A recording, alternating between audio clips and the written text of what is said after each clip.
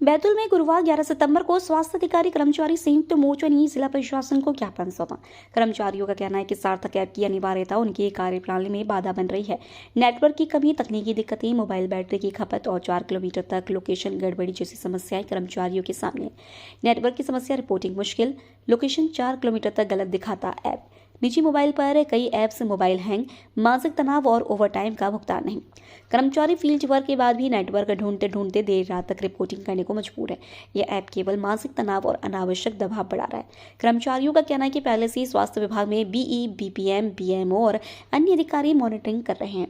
ऐसे में सार्थक ऐप की बाध्यता केवल दबाव बनाने जैसा है।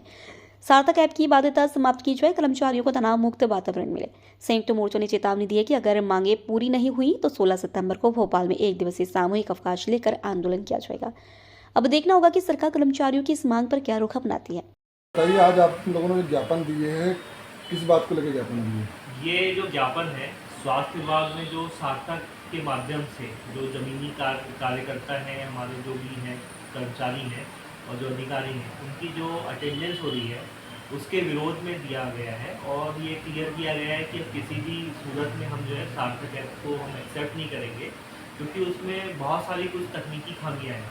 मैं आपको एक एग्जांपल देता हूँ कि गूगल मैप कई बार खुद जो है आप पाएंगे कि वो सटीक लोकेशन नहीं बताता है। तो सेम ऐसा सार्थक में ऐसा कई बार होता है कि मैं यहाँ बैठा हूँ, मैं 3-4 किलोमीटर दूर की मेरी लोकेशन बता रहा है। कभी कभी ऐप प्रॉपर वर्क नहीं करता, उस दिन लोकेशन नहीं लग रहा है। दूसरा, आप ये सोच सकते हैं जैसे बैतूल जितना बड़ा भौगोलिक क्षेत्र है कि हमारी जो सबसे दूरस्थ सीएससी है वो लगभग 100 किलोमीटर दूर है। बोरदई हो गया है, ठीक है, भीमपुर हो गया है।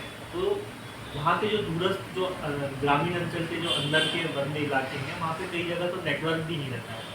आप यदि समझिए वहाँ की जो सीएचओ है या वहाँ के जो कर्मचारी हैं, उनका कभी मोबाइल ही खराब हो गया, मान लीजिए, मैं अभी तो मान लेता हूँ कि सबके पास मोबाइल है, ज़रूरी भी नहीं है कि सबके पास एंड्रॉयड मोबाइल हो, और अगर हैं तो उनको चलाते भी आते हो। बहुत सारे ऐसे कर्मचारी आपको मिल सकते हैं।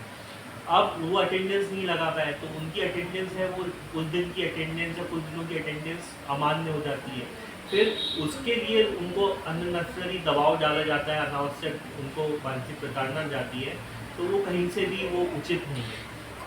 कौन से संगठन ने ऐसा किया है, दबाव डाला है? संगठन क्या, जो भी अटेंडेंस वेरीफाई करने के लिए जिस भी ब्लॉक को लोगों को अधिकृत किया जाता है, उनके द्वारा कभी कभी ऐसा किया जाता है। दूसरी चीज़ मैं ये बोलना चाहता हूँ कि जो कर्मचारी आपका जो इंटीरियर में काम कर रहा है, उसकी अटेंडेंस कोई व्यक्ति एसी चैम्बर के अंदर या किसी मुख्यालय पे बैठ के क्या उसकी अटेंडेंस वेरीफाई कर सकता है?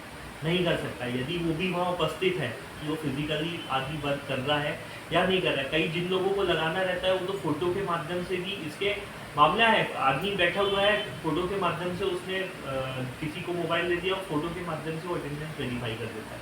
तो जो इसको बेईमानी करना है वो तो कर ही रहा है, पर उसमें जो ईमानदार और जो छोटे कर्मचारी हैं वो फंस जाते हैं। उनके लिए बहुत ही गलत है।